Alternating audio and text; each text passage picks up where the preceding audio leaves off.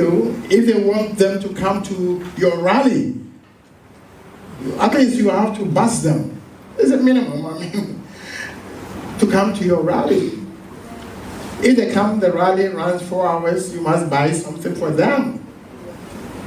Some Fanta or something. Those are real challenges within the system produced by us. How do we fix that? Yes. So,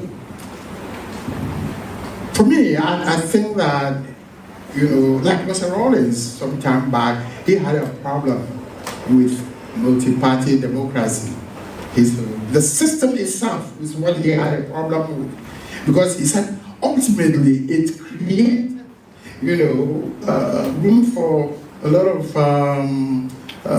corruption and illegality. But that's what we have. And that's what we have to live with. We have to improve it in our system. Under the district assembly, for instance, from the beginning, when we came up with ideas for away from local government, the old local councils, we said that we wanted the district assemblies to be the mini parliament for the area. In the sense that parliament is in Accra, yes, but within the district, we have a forum, which is actually a deliberative forum, a forum where people will meet within the area and talk about challenges facing them within that district. You understand? So how do we select them? In the PNDC, mind at the time, we didn't want to leave them loose, to go and look for money to campaign. So we created a platform, a common platform for all those who wanted to be assembly members to appear on the sponsored platform and tell us what you want to achieve for your people. You understand? When you put this on the bigger, wider national level, of course it will become problematic. You can imagine how much all that will cost to the state fund. You get me? But that doesn't mean that we should abandon it. Maybe we can do halfway, let the people contribute a little, the state will contribute, and we create a platform. Because this monocracy thing is not right. And we all say it's not right. But we are not doing much. It is a function of the national, what do we call it, the NCD. National Commission for Civic Education. That one. And then the Electoral Commission, under their law, this is part of their function, to see how the parties work, that they must work in the democratic, means, that they should also not be, the monocracy should not be centered in there. These are legal bodies. Do we need to go back to the drawing board and pick some of the pieces relative to political party financing? Yes, but that's what I'm saying. There's a need for us to look at the issue of, political funding. You get me? If the state must intervene, must give them some substantial support, either in terms of funds or, like I'm saying, creating the platform for them. That yes. If a party, for instance, is undertaking its internal, election, yes, we send the Electoral Commission there. So it should be possible for the Electoral Commission to set up that platform so that the parties will not have, come up with a position that, well, we need money to run the party. We need money to set up platforms. So we mitigate the need for all those huge financing. Yes. But it is a real problem because a lot of those monies never even get back into the party. Some people, abuse, at times people abuse the system. and they turn it into something else. And that's why the level of corruption too is so high. And that is clearly on us. You get me? The corruption is into the fiber of our society, and spread wherever you go. So, well, I have to, a person is appointed a minister, and he has an obligation, or to an office. I have an obligation to my party. It doesn't matter which party. You see, can we reduce that burden? Get me? Or reduce that excuse? You know, so it is an area I think that we should sit down and study. Those of you in the academia should really, assist the state in finding a way of resolving or minimizing these challenges. The other countries, some other countries, they've all been through it. You know, there are other ways where you say you can't contribute more than 1,000 cedis or dollars per plate. And there must be visible ways of counting that we've had so many dinners where we got this amount of money to run a party. Or for that matter, making sure that there is clear declaration from persons who opt to make big donations to the party, or to ensure that externals or foreign persons don't interfere with our electoral system by pumping money directly or indirectly into our system.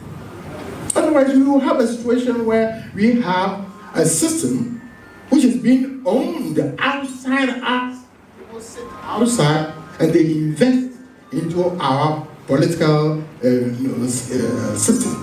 Do we need professionals in politics, or we need people who walk straight away into politics?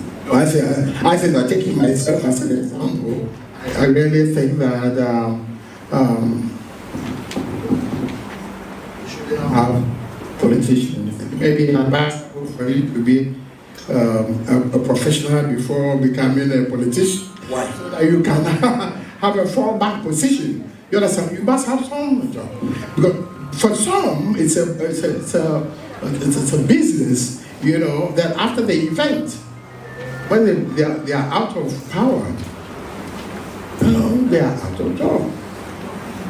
I was having a chat with my wife, you know, I told her it should be possible for one to be in public life. And I think everybody else should be in public life one time or the other in your lifetime. But it should be possible for a person to be in public life, out of public life, and still have life. You understand? It is very important. But it's a situation where public life, you enter public life and there's no point of exit. It means that unless public life is around, then, you know, what are you? Get me? Then the danger is that people want to, how do they say, make hay while the sun shines. You see, because we go into public life essentially preparing for your own exit.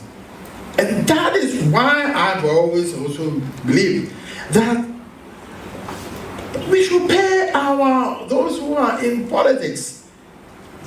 We should pay them well.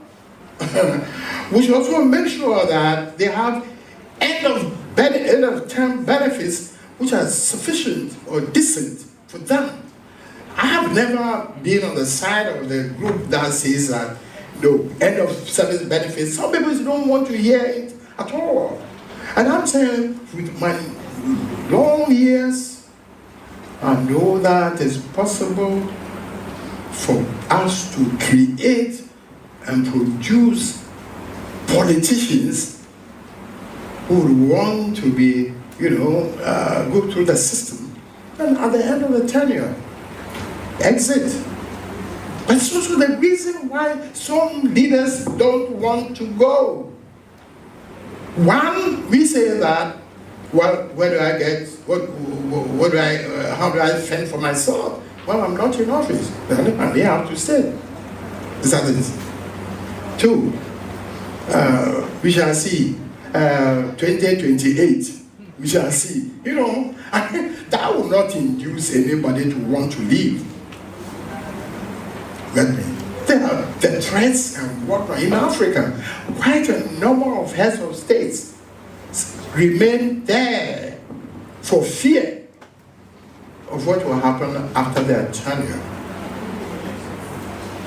You know how the English, the British people, the UK, until last 2 weeks, they had a prime minister. Another week later, they say they have another prime minister. It's so confusing. But leaving office shouldn't be that painful. That's if we have people who understand that it's a calling, it's a service to the society that you come from. I mean, out of politics or out of straight government position since 2001, well, that's about 25 years or something like that, you know, in my own practice and all that. Now that we need as graduate, we continue to. Yes, that's what I said. We need that. Yes. You see, let me also tie it up with something for you. Do lecturers, do they need as graduate? I mean, I have a problem with the administration. That's what we should look at. Question, should we have an S graduate after every term? That's different from having S graduate at the end of your tenure. Which one do you opt for? That's for the people of this country to decide on. You get me? The English people in England, they had the king or queen and all that is a head, but they have a prime minister. The prime minister can be voted for as many times as the people wish. If that's what Ghana wants, then let's have it. You understand? It's looking at the systems. You see? But in this country, we have a short fuse tenure, an unwritten one. It's only when you get into the business that you understand that beyond 5 years, 6 years, Ghanaians are not intolerant, you know, but one or prime minister and our president, sorry for him, so that kind of talk. You can be. So you can gauge. I mean, so we learned this many years back. You see, so you have to gauge. Our constitution must be aligned in such a way that we don't offend the sensibilities of our people. You know, in terms of if by culture we don't admire that, we shouldn't go and create things which will create more confusion. And then just before that, you have the Asante, you have the Gama Chair, you have all the chiefs. They are in office for life. In Africa, that's what the leaders see. By culture, their leaders are in office for life. So they ask themselves, if I become the president, why should I leave after 4 years? Get me? It's a contradiction in terms for them. For most of us, it's a problem for us. You know, because we are in a transitional mode as Africans, coming from the colonial system into the new. It's an independence. So everything changes immediately? No. But our minds are there. The mindset will have to be worked on. Now let me take you back. Nowadays you hear people retire on salary. There are a lot of groups. If you look at, I've been around as a student since 1994. and as a lecturer, I've been teaching here at least for 20 years. Do you think that lecturers also, professors, must retire on salary, even though you are not in government? Share your perspective. Well, no, I think that in the year 2000, our government, PNDC, the Rollins were running out of office. The Green Street, Professor Green Street was appointed. They did a study of all these challenges, and one of the things I was they were working to our office, so I participated in as ex officio, and one of the things that we found out that there's a lot of distortion in the wage and salary across board. You may have, okay, let me see. There's a young lady, the father, called, just finished the university. Nana, can you help get an appointment? So I called somebody, can you help, lady, the person said, we have some positions in our establishment, we can, I don't know. So he told me I passed about 4 offices to the gentleman. The gentleman the next day, the same evening, called back, said, Nana, please, there's confusion in my house. I said, why? He said, I showed the names of the organization to my daughter. She almost whacked me. He said she wants customs, Bank of Ghana, what do you call it? Some of the establishments. Oh, you are bringing an original, I don't want to mention. No, these are I'm sure that if you throw it up, where do you want to work? The problem is with the distortion in the wage and salaries in the public sector. And I think that it's necessary to ensure that there's a fair rationalization of the wage and salary generally. So if you're a lecturer, look, for all that the military, at a certain rank, they return their salary. There are various organizations, they all return their salary. So why is it that some other establishments are not? I think that, there's a need for a national, program, work on rationalizing wage and salary, so that you don't have a situation where maybe somebody is working, just mention, say, the Bank of Ghana as, a messenger who probably earn more than somebody who was a deputy, managing director in another company. I'm just as an example. It's all right. Nana, I want to also find out from you, if you look at all that you have said, and then let me take you back to your days as a lawyer, and you continue to be a lawyer. The Ghana Bar Association, growing up and learning in this department, was one of the vociferous critics of government, and they stand there at all times. In some periods that we have, experienced, people have criticized them, that they've been quiet and they have not lived up to your expectation. How do you see the Bar Association? Is it living up to expectation? Well, I think that, with all my 51 years, the Bar, I think Bar Association itself needs some serious reform. It must do a self-introspection. There are the questions that you raise. They are not dry questions. They are questions.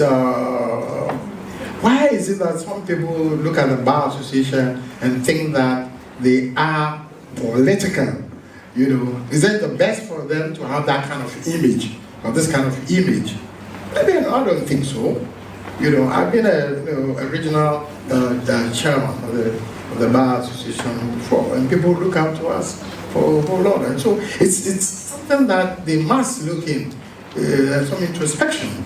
You see, they have a privileged position. That's a challenge. They have a privileged position because they are logged into the Constitution. The Ghana Bar Association is logged into the Constitution.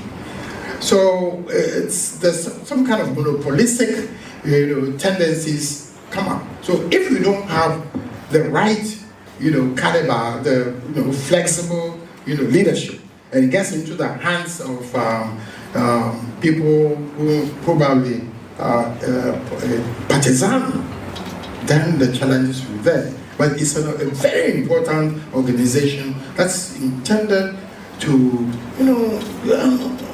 ensure that the society is fair, humane, and the law is there for everybody. Once we see the law, I say that is the law. It shouldn't be anything else different.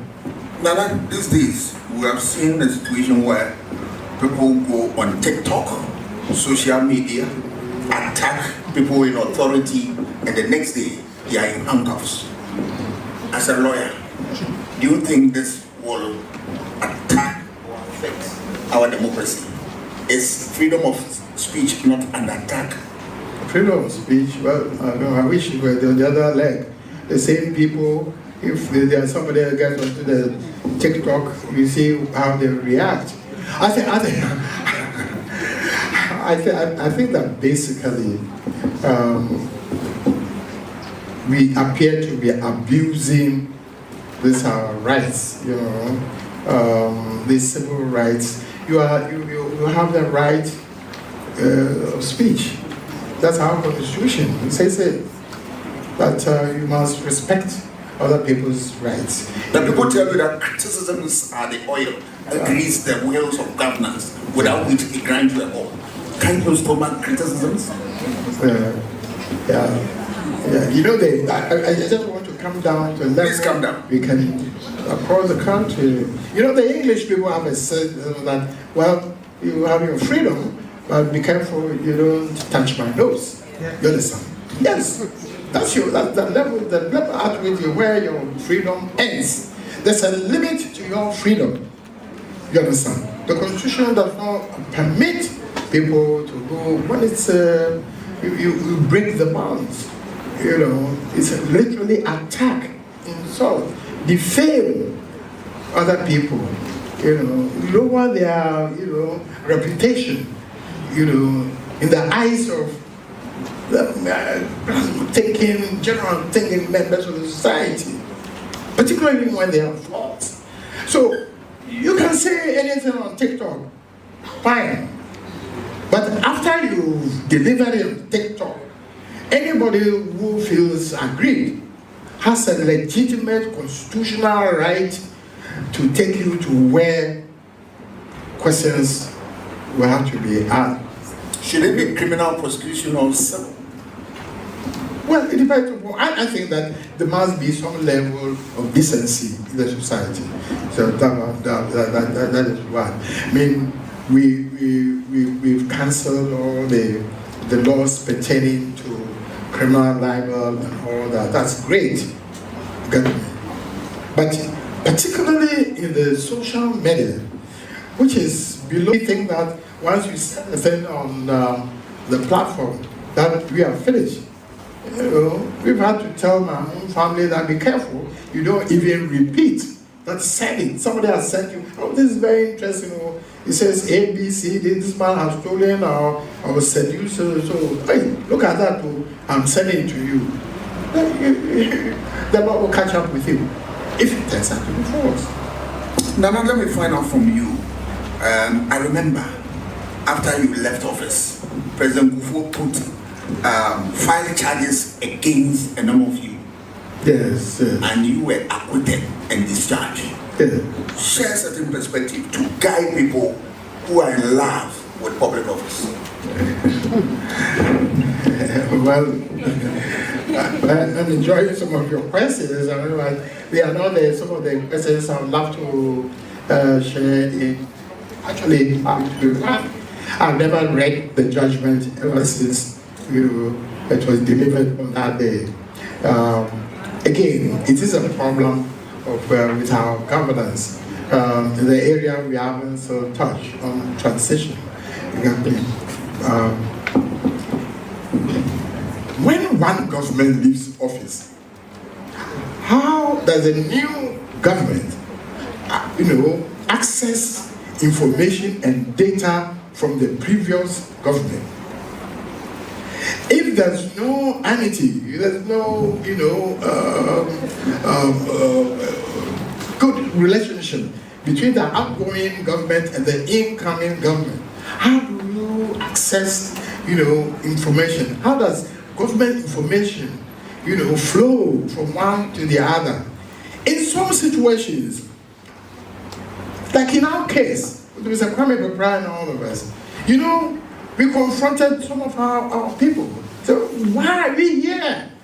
And I remember that Attorney General at the time in court said, oh, we wanted them to explain certain things to us. You don't bring former ministers and chief of staff to court only to come and explain.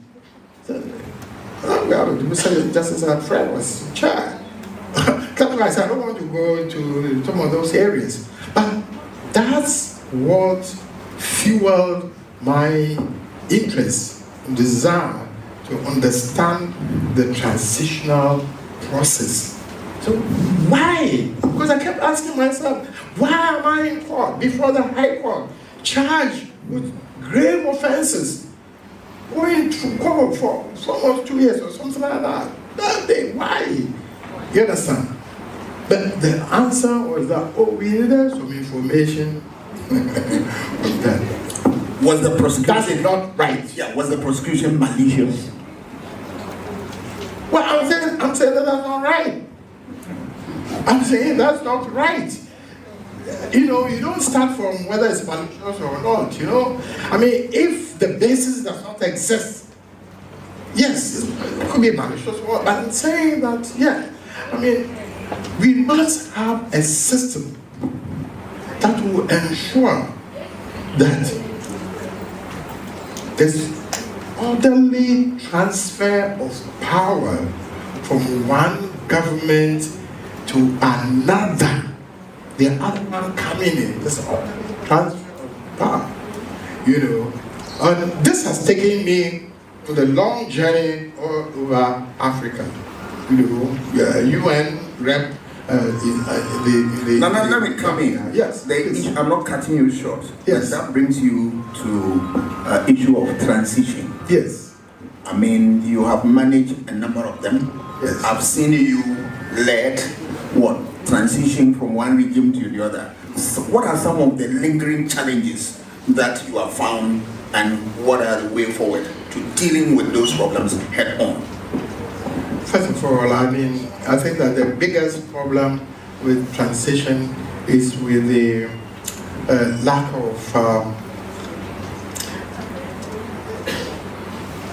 of unity among leadership. Our political leaders invariably think that being in politics is having enemies on the other side. If I'm NDC, I should be speaking to NPP. If I'm NPP, I should be speaking to NDC and whatnot. It's not only here. All over Africa, you see this rivalry, and it's not helpful. Not just not helpful, but it's been dangerous to our democratic growth. If I just give you, in the Ivory Coast, over 3 million people, or 3,000 people were killed. In Nigeria, more than 3 million, you're the internal war. You understand? You go to, Rwanda, 900,000 people were massacred in 90 days, 3 months. They said, you go to Sudan. There are some countries which are just even disappeared in Africa. Because, you see, we've invested so much money into elections. We are just worried, international agencies will come down, they still come and monitor. They spend so much money. My sister is just left, I've left her, that's it. They put so much money that immediately after the election is announced, then they all withdraw. and nobody cares about what happens next. You know, the process of handing over it's where, you know, like we don't say between the lip and the tongue, yeah? That's always a drop. It's been a big problem. In the Gambia, for instance, when we went, you know, the president, he said, yes, I'll leave. At the last minute, he said, I'm not going anywhere. You've lost. Leave office. Then we come back to Ghana. We've had our challenges, you know. But for us, at our time, it was the first,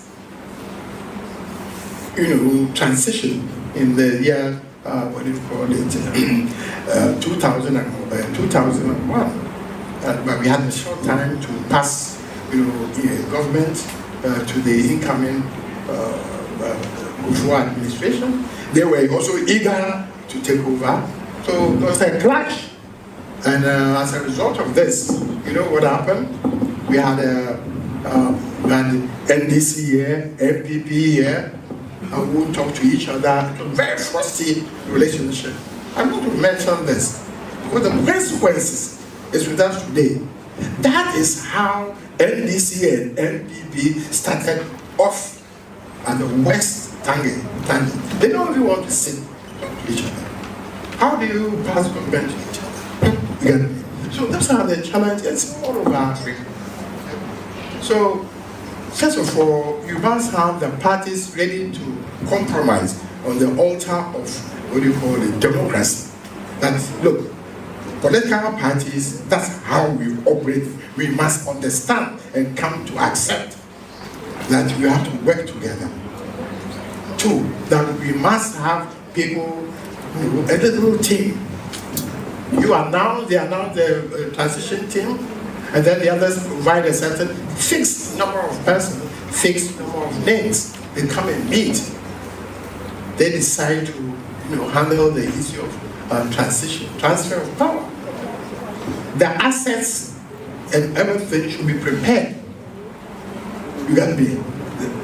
In the U.S., only in 1963, Presidential Transition Act, handing over notes are prepared 6 months before election. When you go to UK, they have a system, no law, but handing over goes within the civil service. You see, so immediately they say we are going to have an election or something, they start the handing over various, sheets, different, That means, so we must build systems which will work, which will endure. Here we propose the establishment of the, the Presidential Office Holders, Act that we had a law passed. Professor Kwame, myself, and the scrap and other establishments, came up. And that's what we at age 5, it's set out an outline how the system should operate. Of course, we will have to ensure that it's implemented and enforced, because taking that establishment, for instance, we have to make sure that Administrator General there, we have to make sure that the assets of state are indented, they are, they are listed and vested. You see, today, people are living in government bungalows, and government doesn't even know that it owns those bungalows. I'm sure that University of Ghana, there are people, lands and whatnot, people are sitting tight on, they wouldn't know, because we don't have, assets register. These are all things which should be done, the Bureau, so that we can. They should also, they have the law, they have power, Administrator General, to go into the President's house, both official and non-official, to undertake, some minimum auditing or investigation. Well, can you imagine going to the President's house, bedroom to Yeah, he said, okay. You go into the president's bedroom, that wife, he said, I'm coming to inspect. Inspect. These are agencies. The US, they have them. They work. How many cars does the University of Ghana have? You must have a list. Is there? Government. You must have a list. That government imports cars and you don't know where the cars are, that kind of thing. You must. These are key institutions of state which must be made to work. They are the ones who are going to protect the ordinary citizen. You understand? Otherwise, the ordinary citizen will rush and then they take their own assignment, protecting their own. So, for me, there are all these areas which are dry, but like I'm saying, in 2001, novel for us. It hasn't happened in Ghana before, it hasn't happened in Africa before. We had to transfer power from one government to the other. We don't know. The people were there, they were demanding, where are the cars, where are the buildings, what, all that. They didn't have no patience, but we had to have some desks and all that, set up. So this is what makes a country, a state grow. We need to grow. You get me? So now that transition thing, for instance, has come up, is behind us. We cross that bridge. That will say there are other bridges ahead of us. So much time I believe, but I've spoken about this with assembly, for instance, where I'm coming there as a last question. Last question. Okay, so that then I'll open the floor for our students, and then faculty will also. Nana, the way you perceive the district assembly concept, is it working to your expectation? If not, what are the challenges? How do we address them? Like I said, the district assemblies came into being more to replace the local councils of old, which were thought to be corrupt and inept. They were not just right, because of governance system and all that. But we thought that why should somebody in the Ministry of Finance sit down there in Accra trying to control local councils at Atebu? It's not possible. The Atebu man goes to the market and collects tolls. The tolls go into his pocket. I don't want to antagonize my friends at TDC, but they will tell me, I know what is the problem. If it's dam collection, it's a big problem. But can you imagine if all those houses and whatnot, the properties out there, if we were to harness them, both in terms of revenue, you get me, and also in terms of using it as the balance sheet to go into business, the development should be at the district assembly level. The district assemblies, it should be possible for them to use their resources. Not to wait for common fund. How much common fund? I think it says 4 million. They're going to spread it over how many? 261 assemblies. How much will each assembly get? Or internally generated funds. I'm sure political science department, you have to, you live on that. How much can you get? You see. But like my good junior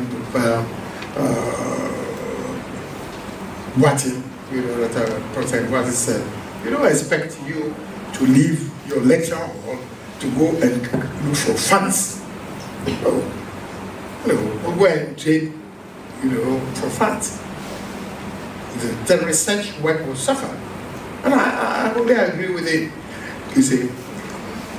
But the district assemblies were created to be corporate bodies. They have the right to sue and be sued. As corporate bodies, they should also have the right to, go out there and borrow. So I'm citing an example that so what shows AMA, they have a huge resource. Listen all their properties properly, and then making contact with some company, big man, in Korea to come and set up a factory or whatnot. That is on the back of AMA, or for that matter, TMA, or the assembly, the municipal authority. You see, now if we have many of our assemblies, going into serious business, you get me, regulated, controlled, that will spread job openings wider and larger than, and we thought that that's one of the things that we thought that could have done, with but of course, like I said, it was intended to be a deliberative forum, and it was good. So we have little parliament in all the assemblies, 261 parliaments. Can you imagine all of that? And people coming from France, all of Africa coming to study our example. And I think that I feel satisfied with what they've done. The last matter is now uncapping the issue of appointment of district chief executives. At the time, we were conscious of it, whether to democratize the system wholly or to put a cap on it until we've grown old enough. Because at that time, I don't think that we were grown, matured enough to have handled a situation where each district could elect its own, chief executive. I tell you that if we had allowed that to exist at that time, we would have had federal system by this time.